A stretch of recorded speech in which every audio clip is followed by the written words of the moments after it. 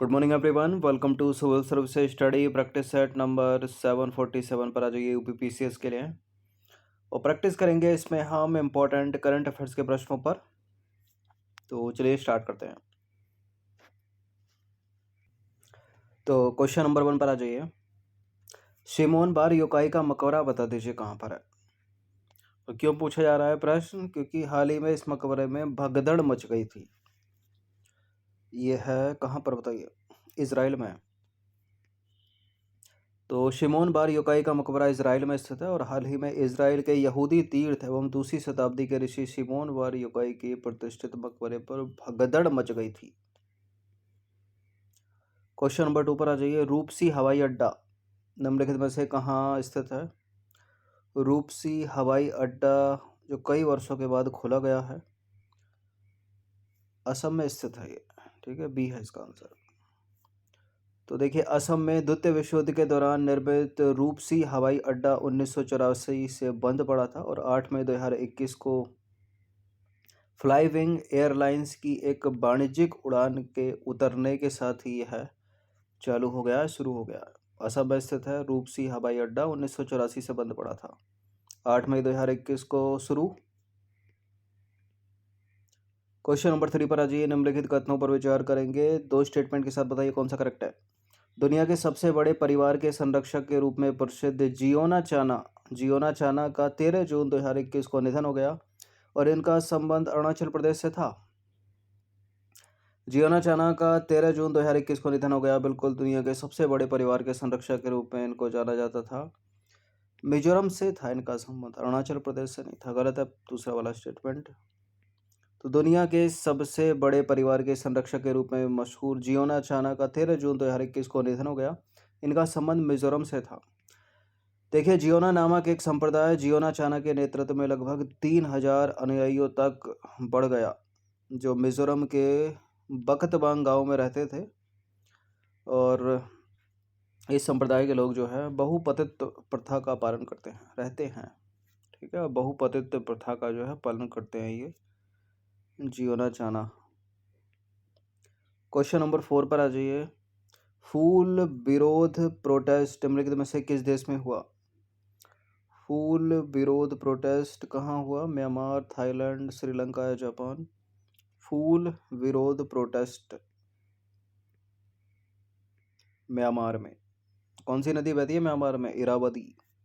तो देखिए, म्यांमार की हिरासत में ली गई नेता आंग सान सूकी के समर्थकों ने उनके 76वें जन्मदिवस के उपलक्ष्य में 19 जून 2021 को अपने बालों में फूल पहने सड़कों पर प्रदर्शन किया।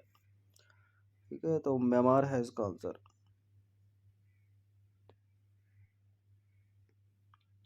क्वेश्चन नंबर 5 पर आ जाइए। निम्नलिखित कथनों पर विचार करेंगे, दो स्टेटमेंट है यहाँ पर बताने के लिए, में से कौन सा करेक्ट है। उत्तर प्रदेश के अयोध्या में प्रस्तावित मस्जिद का नाम प्रसिद्ध स्वतंत्रता सेनानी और क्रांतिकारी मौलवी अहमदुल्ला शाह फैजाबादी के नाम पर रखा जाएगा और इस पूरी योजना में एक मस्जिद बनेगी, एक अस्पताल, एक संग्रहालय, अनुसंधान केंद्र और गरीबों के लिए सामुदायिक रसोई शामिल है। क्या ये सब चीज़ें हैं? ठीक है, स्वतंत्रता सेनानी और क्रांतिकारी मौलवी अहमदुल्ला शाह फैजाबादी के नाम पर एक मस्जिद प्रस्तावित है अयोध्या में, जहां राम मंदिर बना अभी हाल ही में। करेक्ट है दोनों के दोनों स्टेटमेंट। सी हो गया, याद रखिएगा। क्वेश्चन नंबर 6 पर आ जाइए। निम्नलिखित कथनों पर विचार कीजिए एक बार और, दो स्टेटमेंट के साथ बताइए कौन सा करेक्ट है। माय ऑक्टोपस टीचर को सर्वश्रेष्ठ डॉक्यूमेंट्री का 93वां ऑस्कर पुरस्कार प्राप्त हुआ है। नोमैडलैंड फिल्म को 93वां वेस्ट फिल्म ऑस्कर पुरस्कार प्राप्त हुआ है। यानी वेस्ट डॉक्यूमेंट्री 93वें ऑस्कर अवार्ड में और वेस्ट फिल्म 93वें ऑस्कर अवार्ड में दो अलग अलग बातें हैं। तो वेस्ट फिल्म है नोमैडलैंड। इम्पोर्टेंट है कि इसकी जो डायरेक्टर हैं महिला है, एक किसी महिला की फिल्म को जो है ऑस्कर में सर्वश्रेष्ठ फिल्म का पुरस्कार मिला है और ऐसा करने वाली वो दूसरी महिला हैं अब तक की। पहली बार 2009 में मिला था किसी महिला को वेस्ट डायरेक्टर किसी फिल्म के लिए, ये दूसरी महिला हैं। ठीक है, इसलिए इम्पोर्टेंट हो जाता है अभी। ठीक है। नोमैडलैंड की डायरेक्टर कौन है? एक महिला है, 93वां ऑस्कर अवार्ड मिला इनको। और सर्वश्रेष्ठ डॉक्यूमेंट्री के लिए माय ऑक्टोपस टीचर को पुरस्कार मिला 93वें ऑस्कर अवार्ड में। दोनों के दोनों स्टेटमेंट एकदम सही है, सी है इसका आंसर, याद रखिएगा। चलिए क्वेश्चन नंबर 7 पर आ जाइए। निम्नलिखित कथनों पर विचार करेंगे, दो स्टेटमेंट के साथ बताइए कौन सा करेक्ट है। कैथरीन बिगेलो पहली महिला थी जिन्होंने सर्वश्रेष्ठ निर्देशक यानी बेस्ट डायरेक्टर का पुरस्कार सन 2009 में अपनी फिल्म द हर्ट लॉकर के लिए जीता था।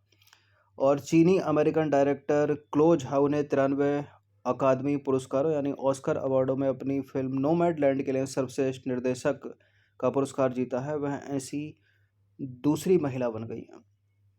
तो जो चीज़ अभी बताई उससे रिलेटेड ये दोनों के दोनों स्टेटमेंट पर आधारित प्रश्न है। पहली कोई महिला डायरेक्टर थी जिनका नाम है कैथरीन बिगेलो, जिन्होंने सन 2009 में अपनी किसी फिल्म यानी द हर्ट लॉकर के लिए बेस्ट डायरेक्टर का पुरस्कार जीता था 2009 के ऑस्कर अवार्ड में। ठीक है। और ये दूसरा भी करेक्ट है।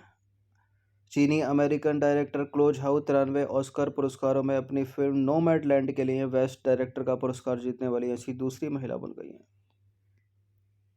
तो दोनों के दोनों करेक्ट हो जाते हैं, सी है इसका आंसर।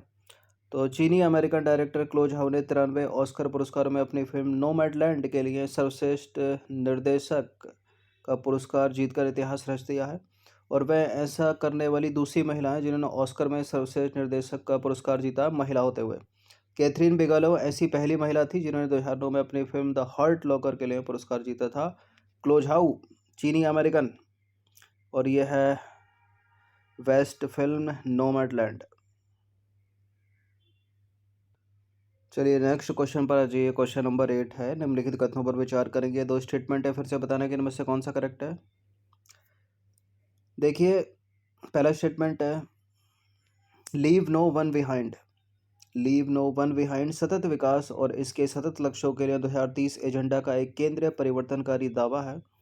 और यह संयुक्त राष्ट्र के सभी सदस्य देशों को सभी रूपों में गरीबी उन्मूलन, भेदभाव और बहिष्कार को समाप्त करने और लोगों को पीछे छोड़ने वाली असमानताओं और कमजोरियों को कम करने की स्पष्ट प्रतिबद्धता का प्रतिनिधित्व करता है।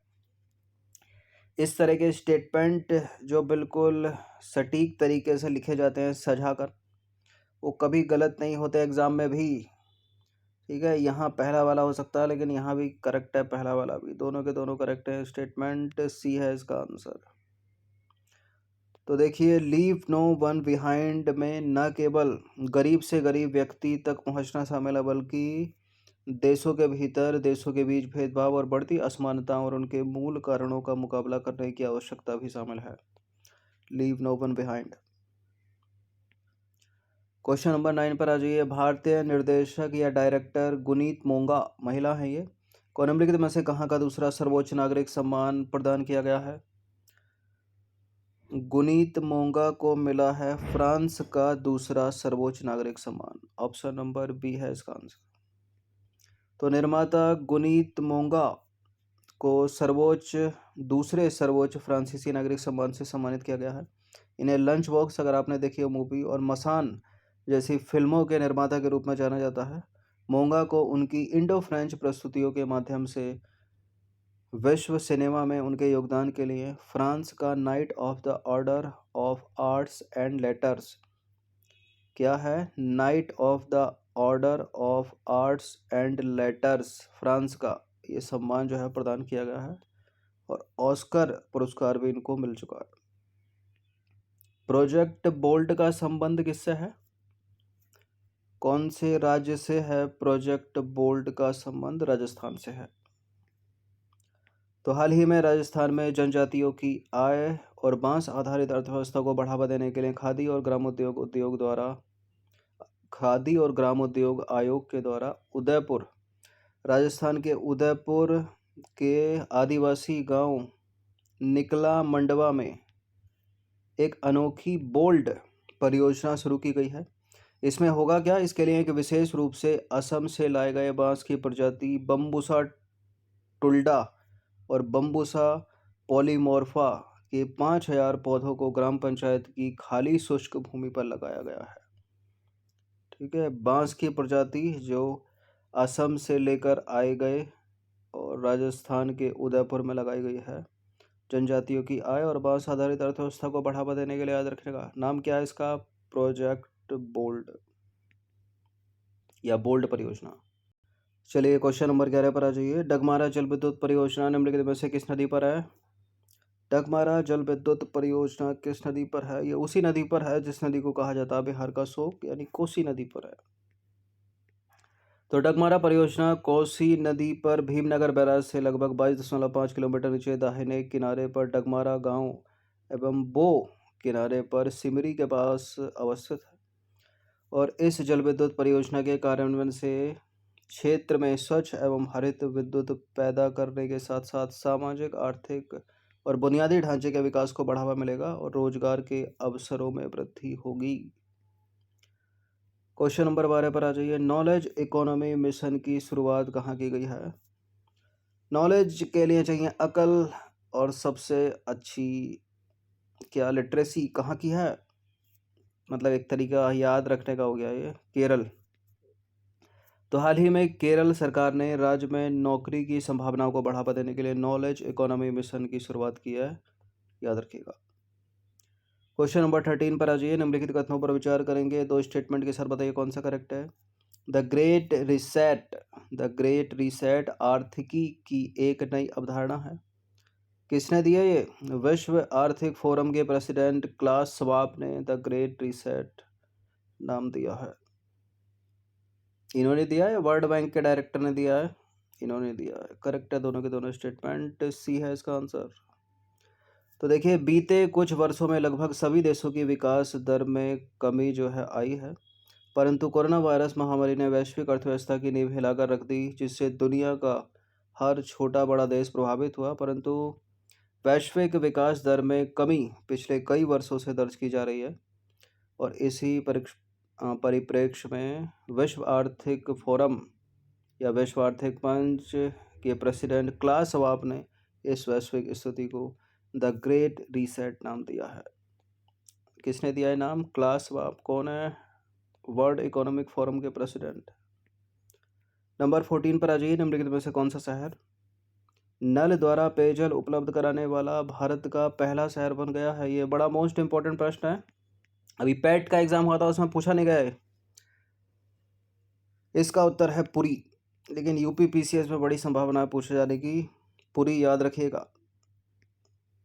तो उड़ीसा के मुख्यमंत्री नवीन पटनायक ने 26 जुलाई 2021 को पुरी में ड्रिंक फ्रॉम टैप परियोजना या प्रोजेक्ट का उद्घाटन किया। इस तरह से पुरी का जो उड़ीसा शहर है 24 घंटे सीधे नल से उच्च गुणवत्ता वाला पेयजल उपलब्ध कराने वाला भारत का पहला शहर। हर वो चीज़ इंपॉर्टेंट है जो पहली है। ऐसा कभी 20 साल पहले होता था कि नल से सीधे पीने का पानी निकालते थे लोग, आजकल तो कहीं नहीं होता। ठीक है, तो पहला शहर है। ठीक है, drink from tap project Puri. Question number 15 पर आ जाइए, अंतिम प्रश्न है ये। 5 जून 2021 को पर्यावरण दिवस के अवसर पर nano biotechnology research centre Kalol Gujarat द्वारा निर्मित नैनो तरल यूरिया की पहली खेप किस प्रदेश में भेजी गई है? जिस प्रदेश में भेजी गई है बड़ा इंपॉर्टेंट है, क्योंकि उसी की परीक्षा है। उत्तर प्रदेश में भेजी गई है और ये नैनो लिक्विड यूरिया या नैनो तरल यूरिया यूपी पीसीएस और यूपीएससी के फेवरेट प्रश्न हैं, बड़े क्वेश्चन बनाती है इनसे। ठीक है, अभी तक 40 से 50% जो है यूरिया मिलता था, जो लोकल यूरिया मतलब सामान्य यूरिया होता था, लेकिन नैनो लिक्विड यूरिया से जो है 80% से अधिक नाइट्रोजन मिलेगी पौधों को। यूपीएससी तो कर चुकी है इसे ऑलरेडी प्रश्न इसके ऊपर। तो 5 जून 2021 को, और नीम लेपित यूरिया पे भी किया था 2017-16 में उसने। तो 5 जून 2021 को पर्यावरण दिवस के अवसर पर नैनो बायोटेक्नोलॉजी रिसर्च सेंटर कोलोल जो गुजरात का है, उसके द्वारा निर्मित नैनो तरल यूरिया की पहली खेप जो है उत्तर प्रदेश के किसानों के लिए भेजी गई है।